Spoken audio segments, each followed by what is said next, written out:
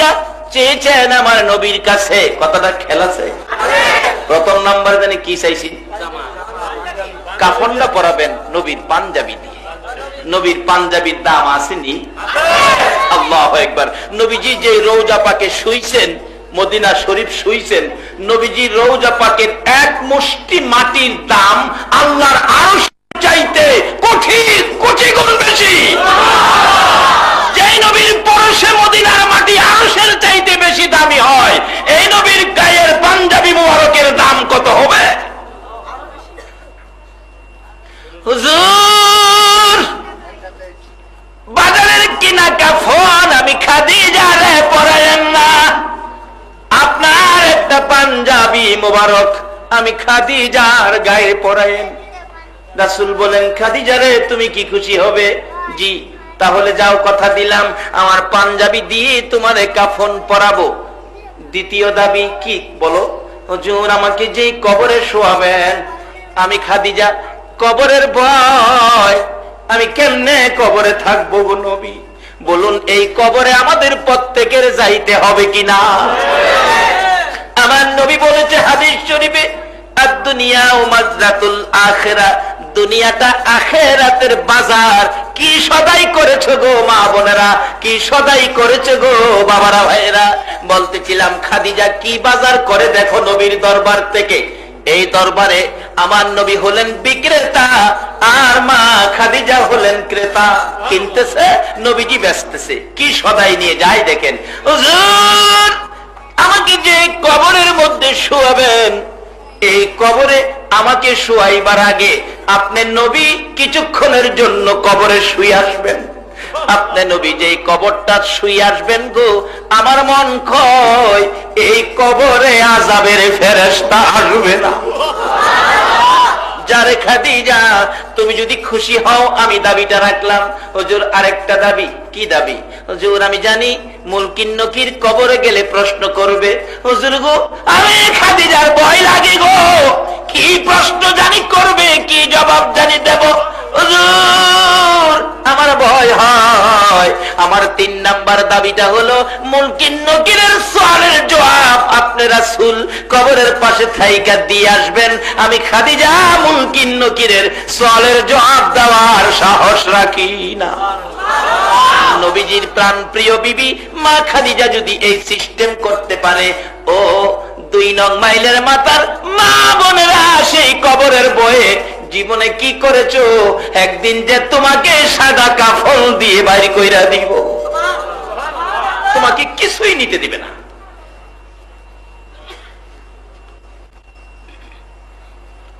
রাসূল বলেন, খাদিজা তুমি থামো, কান্দা বন্ধ করো, যাও, তোমার 3টা কথা আমি রাখলাম। তাই রাসূল মেয়েদের পক্ষে গেল কিনা বলুন? কিন্তু মাগো, তুমি যদি রাসূলের আদর্শে না যাও, তাহলে রাসূল কিন্তু তোমার বিপদে তোমার পাশে আসবে না। হাসরের ময়দানে রাসূল ছাড়া এই বিপদ তরাইয়া নেওয়ার জন্য কোন নেতা নেত্রী কি আপনার পাশে আসতে পারবে? কার কথাই আপনি বেপরদা হলেন? কাকে দেখানোর জন্য আপনি পাগল হয়ে গেলেন? এক বেচারি স্বামী চলে গেছে 3 মাসের জন্য বাইরে, গরিব মানুষ তো, দিন মজুরের স্ত্রী। বেচারি যে পাক করতে গিয়ে এক মুষ্টি চাউল রাখে, চাউল জমায়া বেশ কিছু চাউল হয়েছে 3 মাসে। চাউল বিক্রি করে জীবনে স্বর্ণ ব্যবহার করে নাই গরিব মানুষ। একটা নাক ফুল বানাইছে, নাক ফুল, মেয়েদের নাক ফুল আছে না, স্বর্ণের একটা নাক ফুল বানায়া বেচারি নাকের মধ্যে লাগায়া বারবার আয়নার সামনে গিয়া দেখে কেমন দেখা যায়। জীবনে পড়ছে না তো, নতুন স্বর্ণের নাক ফুল পেরা বারবার দেখে, আবার নিজের নিজে শায়েস্তা করে। এই তুই তোরে দেখতেছস, তোর কাছে তোর সুন্দরের কি দাম আছে?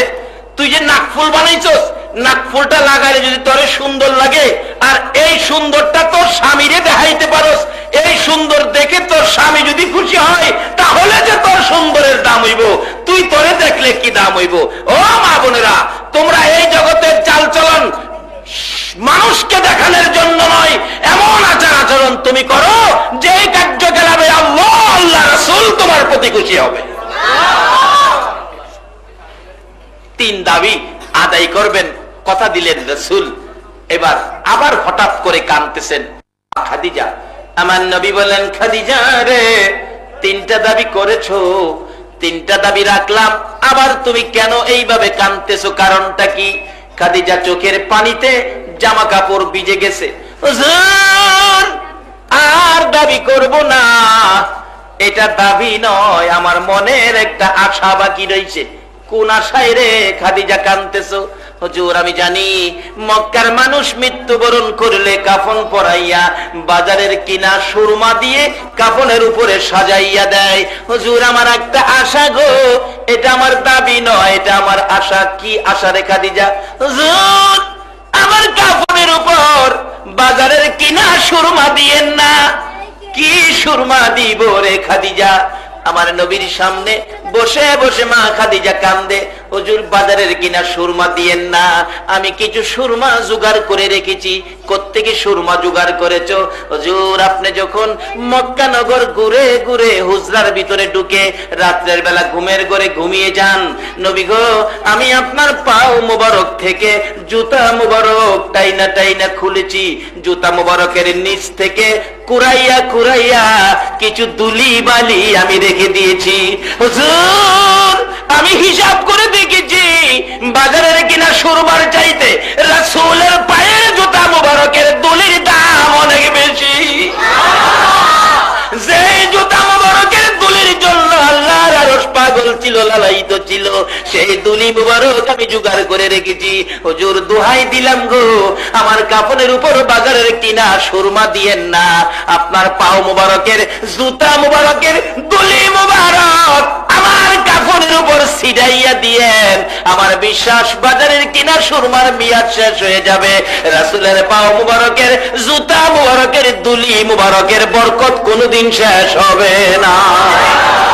আমার নবী বলেন খাদিজা রে যাও যাও, তোমার সবগুলো কথা রাখলাম। খাদিজা একটা রোজগার করেছে কবরে নেওয়ার জন্য, এইভাবে স্বামীর কাছ থেকে দাবি আদায় করেছে।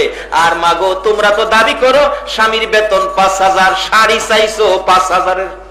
স্বামী কি তোমার শাড়ি আনবো না সংসারের বাকি বাজার করব? অবশেষে তোমার দাবি পূরণ করতে গিয়ে স্বামীটা ঘুষ খাইতো না, ঘুষ খাইতে বাধ্য হইছে। তুমি যে স্বামীরে ঘুষ খাওয়া শিখাইছো, তুমিও জাহান্নামী হইলা, তোমার স্বামীকেও তুমি জাহান্নামী বানাইলা। তোমার স্বামী যা রোজগার করে, তোমার জন্য যা রোজগার করে আনতে পারে, এটাই তুমি মাইনা নাও। স্বামীর রোজগারের বাইরে, সাধ্যের বাইরে দাবি দেওয়া স্বামীর কাছে করো না। মা খাদিজা স্বামীর কাছে কি দাবি করেছে? কাফনের কাপড়টা, নবী গো আপনার পাঞ্জাবি। যাই হোক মৃত্যুর পরে এভাবেই দাফন করা হলো। দাফন করে খাদিজার কবরের পাশে, মক্কার ঘটনা বলছি, নবীজি বসে আছে, সাহাবায়ে কেরাম সব চলে গেছে, রাসূল যায় না। সাহাবীরা বলে হুজুর আইসে পড়েন জায়গা না, খাদিজার সাথে আমার ওয়াদা ছিল, মুলকিন নকিরের সওয়ালের জবাব আমি রাসূল দেব। বলুন কবরের ভিতরের জবাব রাসূল উপর থেকে দিতে পারবে কিনা? এই ক্ষমতা কি আমার নবীর আছে? এই নবীর পক্ষে থাকুন, শুধু উপরের থেকে নিচে নয়, বাংলার জমিনের মুলকিন নকিরের সওয়ালের জবাব আমার রাসূল মদিনার থেকে দেওয়ার ক্ষমতা।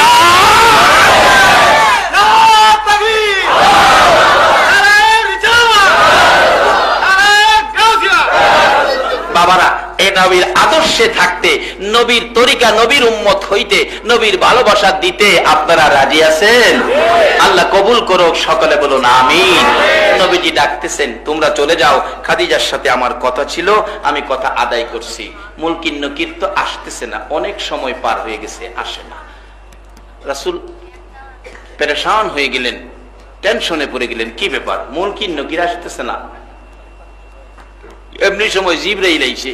আল্লাহ কয় জিবরাইল আমার বন্ধুর কাছে যাও, খবর পৌঁছে দিও। জিবরাইল আয় কি রাসূলুল্লাহ, আল্লাহ সালাম গ্রহণ করুন। আমি জিবরাইলের সালাম গ্রহণ করুন। নবী গো বসে রইছেন। জিবরাইল মুলকিন নকির কই? খাদিজার সাথে কথা ছিল, মুলকিন নকিরের সওয়ালের জবাব আমি দিব। খাদিজা কাঁদছিল কবরের বয়ে। জিবরাইল বলেন হুজুর আল্লাহ পাঠাইছে, খাদিজা যেদিন মুলকিন নকিরের সওয়ালের বয়ে দুনিয়ার জমিনে কাঁদছে, এই খাদিজার কান্না দেখে আমার আল্লাহর মায়া হয়েছে। নবী গো আপনার অপেক্ষা করতে হবে না, এই কান্দার অবস্থার উপর, এই কান্দার প্রতি আল্লাহর মায়া হয়ে খাদিজার মুলকিন নকিরের সওয়ালের জবাব আপনি দেওয়ার আগে আমার আল্লাহই আদায় করে দিয়েছে। মাগো আসুন আমরা কবরের বয়ে কান্দি, নিজের অপরাধগুলি নিয়ে আল্লাহর দরবারে কান্দি, নবীর ভালোবাসায় জিন্দেগি করি, নবীর কথা মতো আমরা বেপরদা ছেড়ে দিয়ে নবীর আদর্শ মাফিক পর্দায় ঢুকি, নবীর মেয়ে খাতুনে জান্নাত ফাতেমাতুজ জাহরার বইগুলি পড়ে ওই আদর্শগুলি আমাদের মধ্যে রাখি। আল্লাহ আমাদেরকে সেই বুঝ, সেই শক্তি, সেই তৌফিক দান করুক। সকলে বলুন আমিন।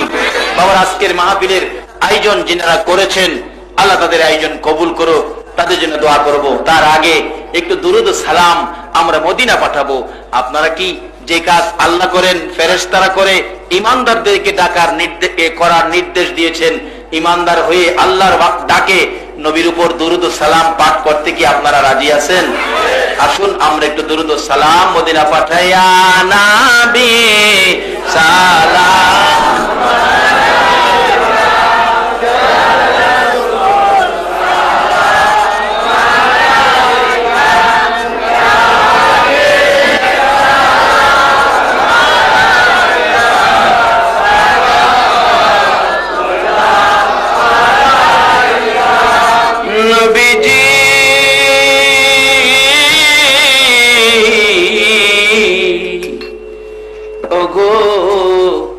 দয়াল নবীজি মুদের এতিম বানাইয়া আছো গো মদিনায় লোকাইয়া, ডাকি যে বাংলায় দাঁড়াইয়া দেখো না একবার আসিয়া, ইয়া নবী আলাইকা ইয়া রাসূল সালাম আলাইকা ইয়া হাবিব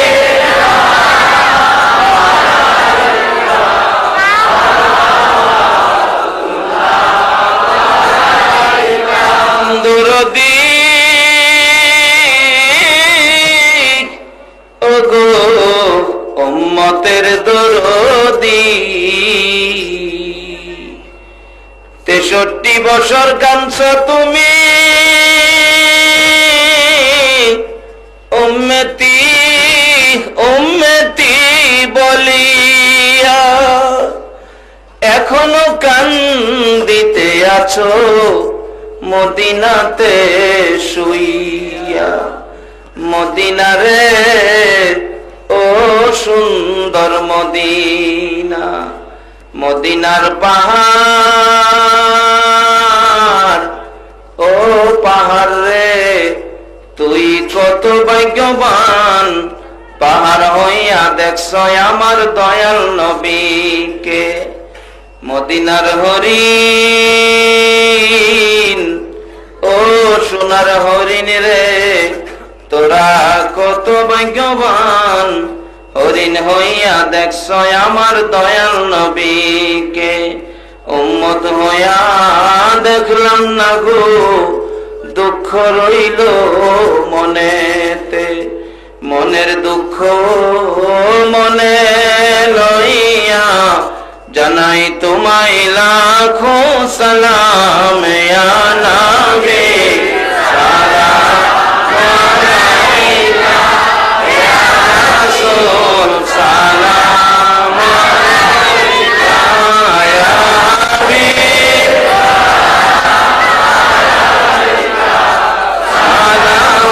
সালাওয়াতুল্লাহ। চাইছেন আপনাদের জন্য দোয়া, যারা চান নাই আপনাদের জন্য দোয়া। বাবারা এত রাত পর্যন্ত কষ্ট করেছেন, আল্লাহ আপনাদেরকে কিছু দিবে, খালি ফেরত দিবে না। প্রথমত আমাদের দাবি ছিল আল্লাহ যেন জীবনের গুনাহগুলি মাফ করে দেয়। জীবনের গুনাহ মাফের জন্য এই কষ্টটা, এটা একটা বাস্তব উসিলা। আর আমাদের শেষ দাবি ছিল নবীজির ঘুমের ঘরে স্বপ্নে দেখার। আল্লাহ যেন নবীজিকে আমদিন ঘুমের ঘরে স্বপ্ন দেখাইয়া দেন। আল্লাহুম্মা আমিন, আল্লাহুম্মা আমিন। রব্বানা যালামনা আনফুসানা ওয়া ইল্লাম তাগফির লানা ওয়া তারহামনা লানাকুনান্না মিনাল খাসিরিন। রাব্বিরহামহুমা কামা রব্বায়ানি সগীরা।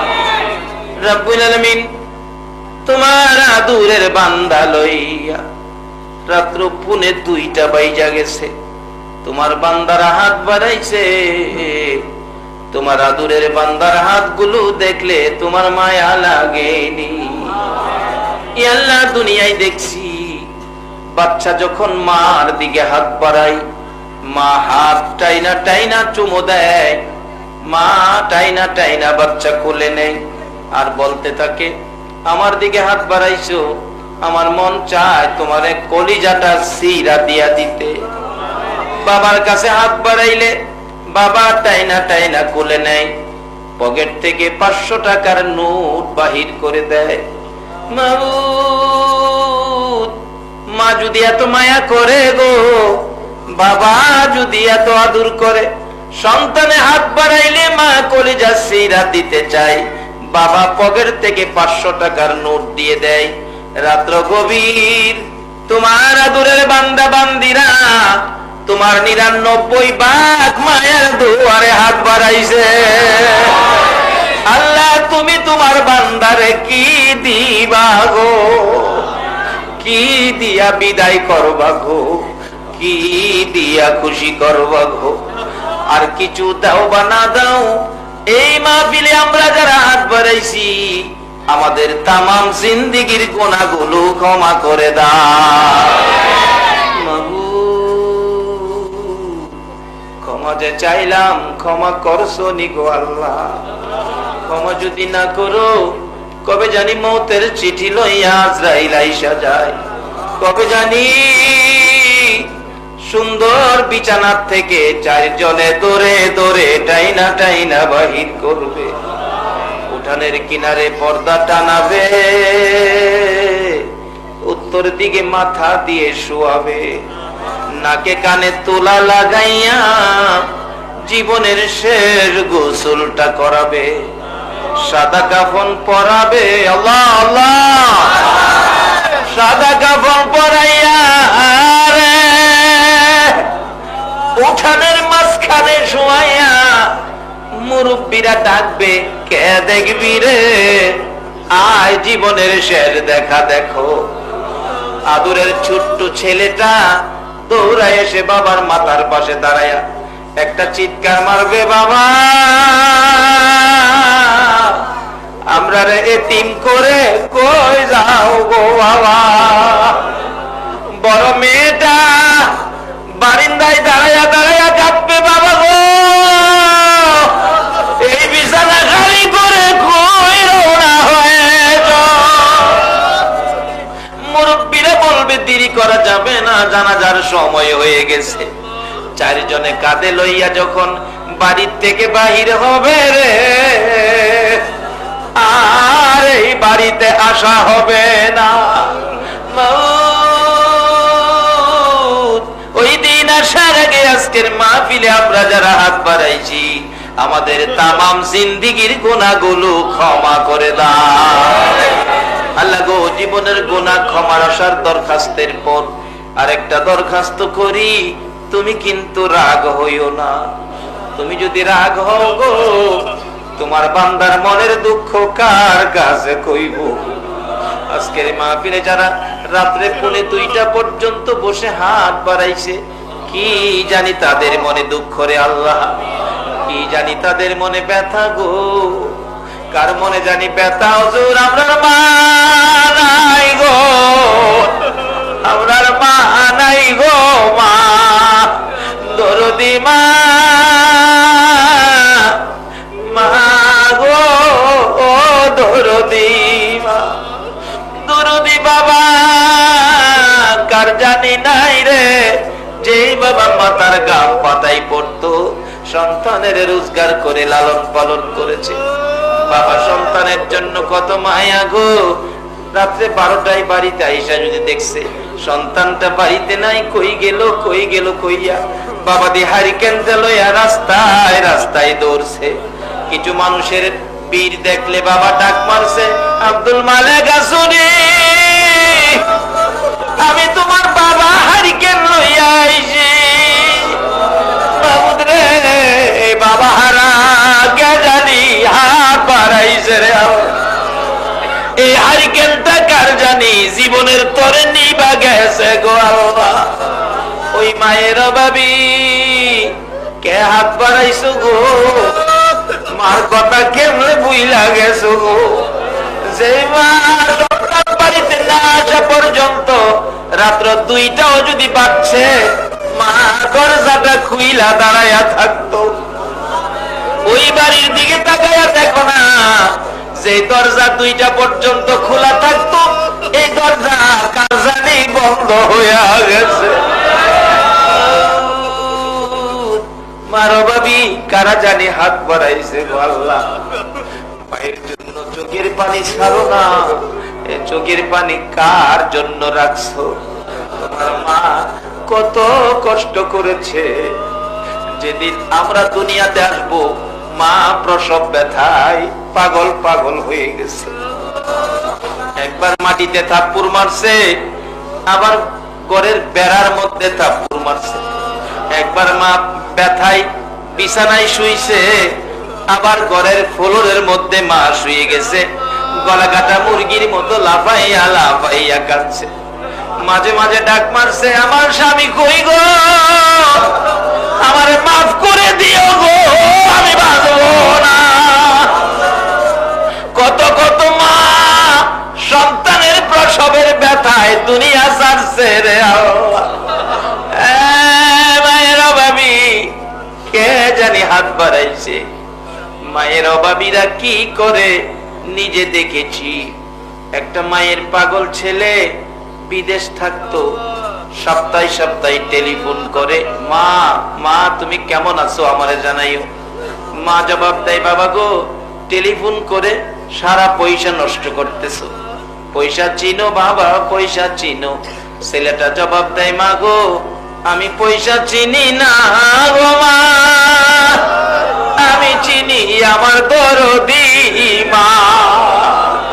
মা গো দরদি মা,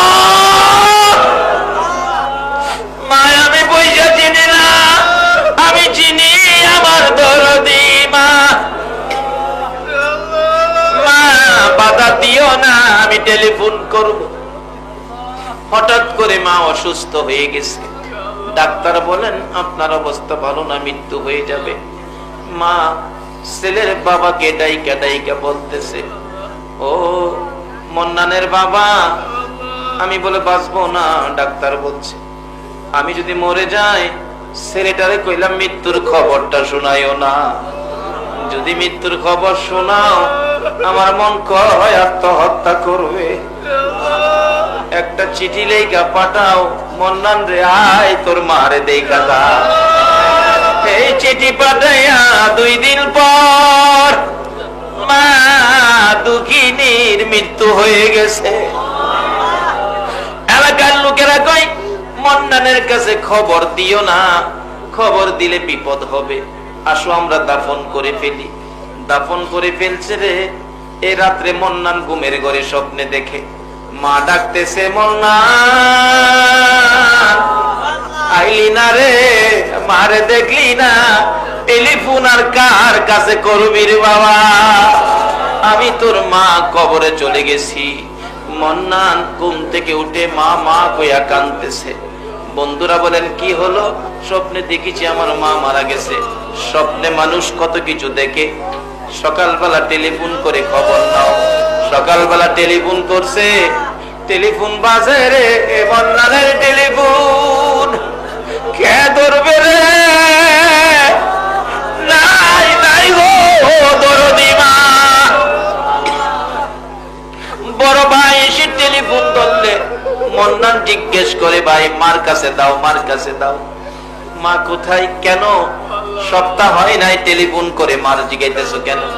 মন্নান বলেন, বড় ভাই স্বপ্নে দেখেছি আমার মা নাই, বিদায় টেলিফোন করেছি, তাড়াতাড়ি মার কাছে দাও, আমি আর বিদেশ থাকবো না, আমি কালকে বাড়িতে চলে আসবো।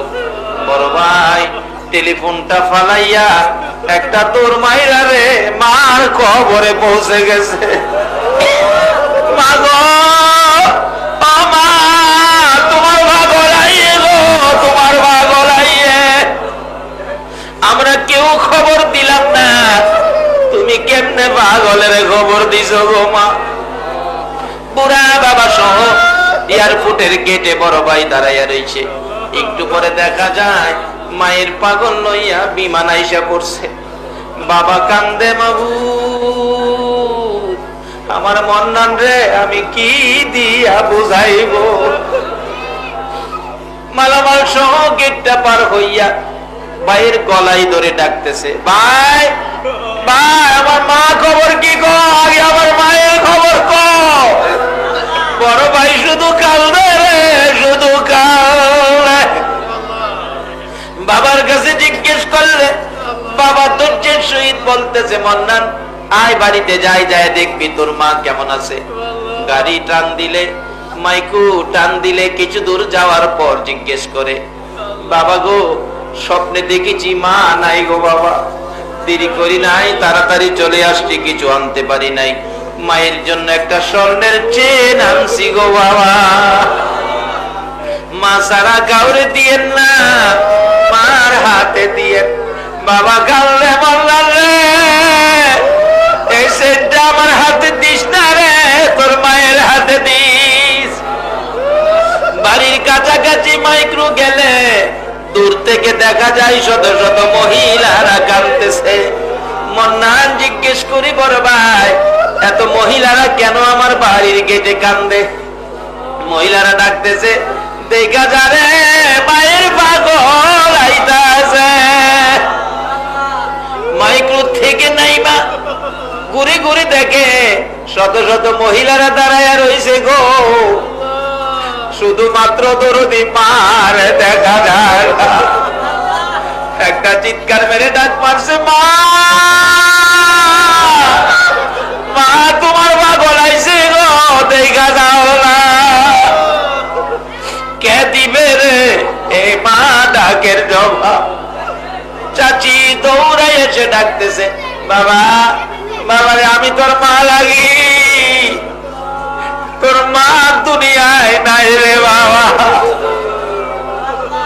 এই মায়েরা ভাবি যারা কান্দে রে আল্লাহ, আমি নিজেও মার অভাবী রে আল্লাহ। এই চোখের পানি দেখলে তোমার মায়া লাগেনি, তোমার দয়া লাগেনি। এই মুহূর্তে ওই সকল মা বাবার কবর জান্নাতের বাগান বানাইয়া দাও। মা বাবা যারা দুনিয়াতে আছে হায়াত বাড়িয়ে দাও। মা বাবা কেমন জিনিস বুঝার তৌফিক ছেলে মেয়েদেরকে দান করে দাও। আল্লাহ আমাদের মধ্যে যারা বিমারি, বিমার সেবা করে দাও। আমাদের মধ্যে যারা বিমারি, বিমার সেবা করে দাও। আমাদের মধ্যে যারা অভাবী, অভাব দূর করে দাও। যারা নামাজি, নামাজ কবুল করে দাও। যারা নামাজ পড়ে না, নামাজের বুঝ দান করে দাও। ইয়া আল্লাহ ডাকবেন না, ইয়া আল্লাহ, ইয়া আল্লাহ। আমাদের মধ্যে যারা নামাজি, নামাজ কবুল করে নাও। যারা নামাজ পড়ে না, নামাজের বুঝ দান করে দাও। যারা ব্যবসা করে ব্যবসায় বরকত দাও। যারা চাকরি করে পদোন্নতি দান করে দাও। ইয়া আল্লাহ যারা বিদেশ থাকে সহি সালামতে রাখো। আল্লাহ যারা বিদেশ যাবে মনের আশা পুরা করে দাও। ইয়া আল্লাহ খাস করে আমাদের বাংলাদেশটাকে তুমি হেফাজতে রাখো। সকল প্রকার আপদ বিপদ, আযাব, গজব, অ্যাক্সিডেন্ট, বালা মুসিবত, বান তুফান, ঘূর্ণিঝড়, ইয়া আল্লাহ ঘূর্ণিঝড় আইলা থেকে আল্লাহ গো এই বাংলাদেশটাকে তুমি হেফাজতে রাখো গো আল্লাহ।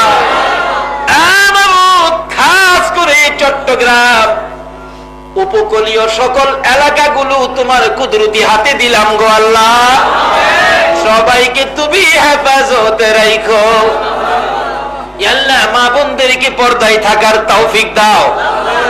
যুবকদেরকে খালেদ বিন ওলীদের মতো বানিয়ে দাও। কুচি কুচি বাচ্চাদেরকে মাজার মুহাব্বিজের মতো করে দাও। সাদা দাড়িওয়ালা মুরব্বী বাবাগণকে আবু বকর সিদ্দিকের মতো কবুল করে নাও। আজকের মাহফিলের আয়োজন যারা করেছে তাদের এই আয়োজন তুমি কবুল আর মঞ্জুর করে নাও। আল্লাহ গো কোরআনের পক্ষ নবীর ভালোবাসার কারণে আমরা যারা হাত বাড়াইছি আমাদের সকলকে নেক হায়াত বাড়াইয়া দাও। হ্যাঁ মাবুদ, অনেকে দরখাস্ত করেছে, যার মনে যে আশা সকলের মনের আশা পুরা করে দাও। আল্লাহ, যাদের ছেলে মেয়ে আছে সকলের ছেলে মেয়েদেরকে নেক হায়াত বাড়াইয়া দাও। ছেলে মেয়েদেরকে অকালে মৃত্যু দিও না, মা বাবার কলিজায় আগুন জ্বালাইও না।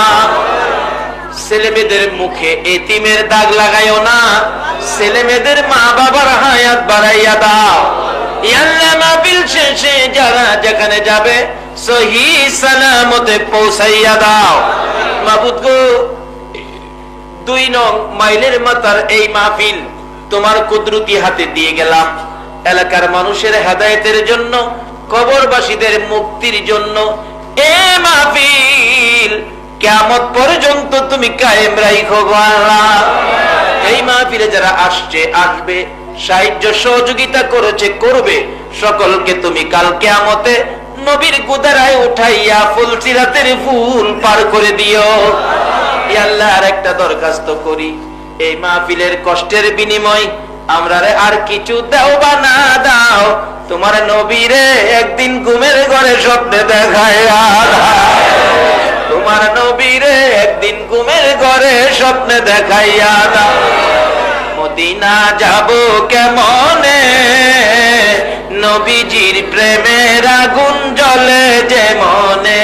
বলুন, মদিনা যাব কেমনে, নবীজির প্রেমের আগুন। আল্লাহ, অনেক মানুষ এখানে আছে মদিনা মদিনা শুনেছে, 2টা নজরে 2টা নয়নে মদিনা দেখে নাই। মাবুদ রে, যেই নবী আরশে গেল না, সিদরাতুল মুনতাহায় গেল না, জান্নাতুল ফিরদাউসে গেল না, উম্মতের মায়ায় মদিনার মাটিতে শুইল, ওই নবীর মদিনা না দেখাইয়া আমাদের কারো গায়ে সাদা পোশাক পরাইও না। মদিনা যদি যাইবার তৌফিক না দাও, মদিনাওয়ালারে একদিন ঘুমের ঘরে স্বপ্নে দেখাইয়া দাও। নবীজিকে স্বপ্নে না দেখাইয়া কবরের জগতে কাউরে তুমি ডাক দিও না। ইয়া আল্লাহ, মা বোনদেরকে সহ আজকের মাহফিলে যারা হাত বাড়াইছে, যার মনে যে আশা সকলের মনের আশা পুরা করে দিও গো আল্লাহ। আল্লাহ, আবারও বলি, যত বিমারি আছে সকল বিমারিকে মাহফিলের উসিলায় শিফা করে দাও। আল্লাহ, মাহফিল শেষে যারা যেখানে যাবে সহি সালামতে পৌঁছাইয়া দাও। ইয়া আল্লাহ, চট্টগ্রাম ওলি আল্লাহর দেশ, আল্লাহ এই জমিনে বসে আমি নবীর বাগান মাদ্রাসা করেছি। আল্লাহ, নবীর বাগানটুকু সাজাইবার তৌফিক আমাদেরকে দান করে দাও। আল্লাহ, নবীর ঘরের পক্ষ থেকে আবদার করেছি, আল্লাহ নবীর আশিকদের 2 টাকা 1 টাকা দান কবুল করে কাল কিয়ামতে নবীর গুদারায় উঠাইয়া ফুলসিরাতের ফুল পার করে দিও। যতগুলো দরখাস্ত করলাম মাহফিলের উসিলায়, দুরুদ ও সালামের উসিলায়, সবগুলো তুমি কবুল আর মঞ্জুর করে নাও। ওয়া সাল্লাল্লাহু তাআলা আলা খায়রি খালকিহি মুহাম্মাদিন ওয়া আলা আলিহি ওয়া আসহাবিহি আজমাইন বিহাক্কি লা ইলাহা